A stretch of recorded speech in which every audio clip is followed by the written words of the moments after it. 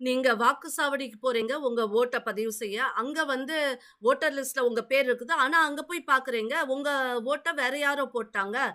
அப்போ நீங்க என்ன பண்ணணும் அப்டின்னா, நேரா அந்த பூத்ல உள்ள பிரிசைடிங் ஆஃபிசர் கிட்ட போயி, டெண்டர் ஓட்டு போடுறதுக்கான ரிக்வெஸ்ட்ட வைக்கிறீங்க.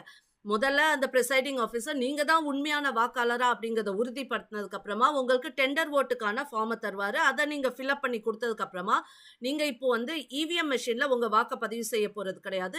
உங்களுக்கு பேலட் பேப்பர் குடுக்கப்படும். அதுல உங்க ஓட்ட போட்டு இந்த பேலட் பேப்பர பிரிசைடிங் ஆஃபிசர் கிட்ட குடுத்துடுறீங்க. பிரிசைடிங் ஆஃபிசர் இந்த பேலட் பேப்பர வந்து ஒரு கவர்க்குள்ள போட்டு சீல் பண்ணி வச்சுருவாரு. டெண்டர் வோட் அந்த தொகுதிக்கான டெண்டர் வோட் எல்லாம் எப்போ எண்ணப்படும் அப்டின்னா, அந்த தொகுதிக்கான வாக்கு எண்ணிக்கை அப்போ, அந்த வெற்றி வாக்கு வித்தியாசம் இருக்குல்ல, அது வந்து டெண்டர் வோட்ட காட்டிலும் கம்மியா இருக்க பட்சத்துல இந்த டெண்டர் வோட் எண்ணப்படும்.